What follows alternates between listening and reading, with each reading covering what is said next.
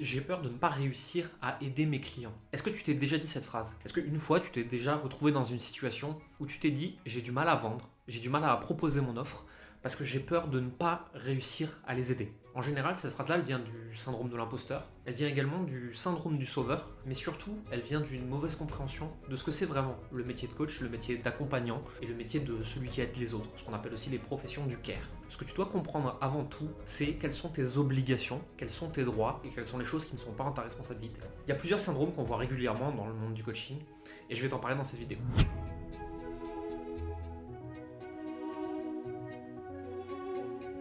Le premier, comme tu l'as compris, c'est le syndrome du sauveur. Je veux aider mes clients, je veux les sauver d'eux-mêmes.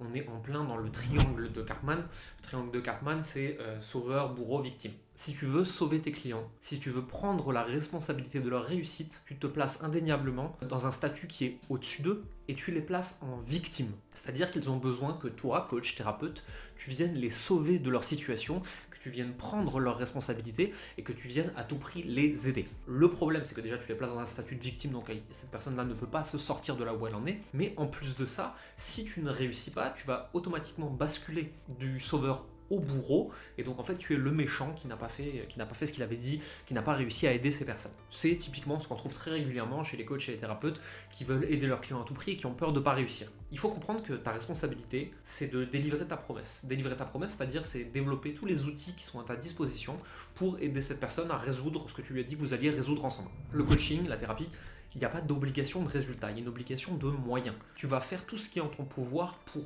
Derrière, en fait, c'est la responsabilité du client de faire le travail aussi sur lui-même, de changer, de grandir, d'évoluer, de mettre en pratique, de mettre en application. Et ce qu'il faut comprendre dans ce cas-là, c'est que si la personne elle réussit, c'est grâce à elle-même. Et si la personne elle échoue, c'est à cause d'elle-même. Ta responsabilité de coach ou de thérapeute ou d'accompagnant est quand même très limitée. Alors bien sûr, je parle du cas où tu as les compétences et tu es vraiment capable d'aider ces personnes.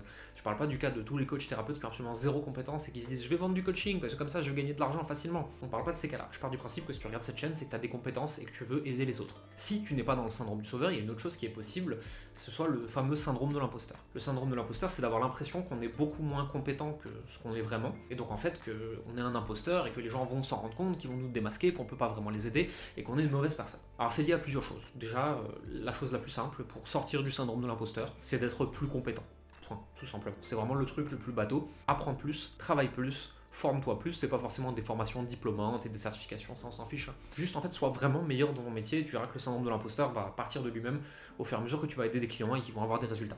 Parfois aussi, le syndrome de l'imposteur, c'est un problème de prix. Le prix que tu pratiques est trop haut par rapport à la valeur que tu estimes avoir à l'intérieur de toi. Dans ces cas-là, peut-être qu'il faut réaligner ton prix, mais peut-être qu'aussi il faut aligner l'image que tu as de toi-même et la confiance que tu as dans ce que tu es en train de faire et dans ce que tu proposes. S'il n'y a rien de tout ça, si c'est pas le syndrome du sauveur, si c'est pas le syndrome de l'imposteur, si tu n'es pas dans le triangle de Karpman et que tu as toujours cette peur de ne pas réussir à aider tes clients, c'est peut-être aussi que aujourd'hui, tu ne sais pas exactement qui tu aides, comment tu les aides et ce que tu peux vraiment faire pour eux.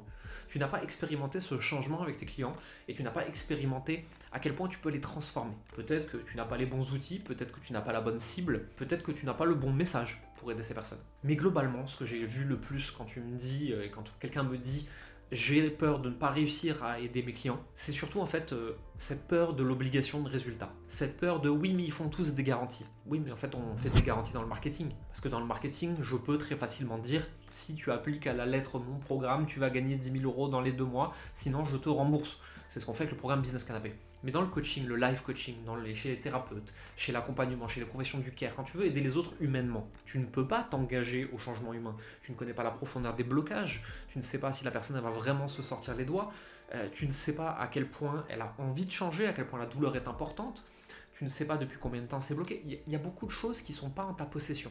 Et à partir de là, il y a des personnes que tu ne pourras simplement pas aider. Mais si tu te limites à cause d'un principe de responsabilité, tu vas laisser passer toutes les personnes que tu pourrais aider à cause des 2-3 que tu ne vas effectivement pas pouvoir aider. Parce qu'elles ne sont pas prêtes, parce que tu n'es pas la bonne personne, parce que tout un tas de choses. Ou parce que des fois tu ne seras pas assez compétent. Point. Ça arrivera. C'est pas grave. On a le droit de se planter, on est des humains. Tu peux toujours rembourser, tu peux toujours proposer 3 mois de plus, il y a beaucoup de possibilités. Si à un moment tu te retrouves impuissant, incompétent face à une situation, demande-toi vraiment, objectivement et humainement, est-ce que c'est ma faute? Si c'est ta faute, en tant que professionnel, tu as la responsabilité de faire quelque chose. Si c'est pas ta faute, tu peux juste arrêter de culpabiliser, c'est pas grave, ça nous arrive à tous. Des situations qui sont bloquantes, c'est pas un souci. Globalement, si je devais résumer cette vidéo, fais-toi confiance, forme-toi plus, Sache très précisément qui tu aides et à quoi tu les aides et comment tu vas transformer leur vie et qu'est-ce qui va se passer. Fais attention au triangle de Karpman. Tu n'es pas leur sauveur, tu n'es pas leur bourreau, ils ne sont pas des victimes. Fais attention à ce vilain triangle dans lequel on se retrouve tous un jour ou l'autre. Et globalement, maintenant, si tu veux aller plus loin, ce que je te propose, c'est de cliquer dans le lien dans la description, de cliquer sur 5 minutes pour apprendre, pour télécharger des ressources gratuites qui vont t'aider à mieux pratiquer ton métier, mais surtout à gagner plus d'argent en faisant toujours ton métier et pas le marketing de ton métier. C'est tout pour aujourd'hui. N'hésite pas, le pouce, l'abonnement, et je te dis à bientôt. Bye.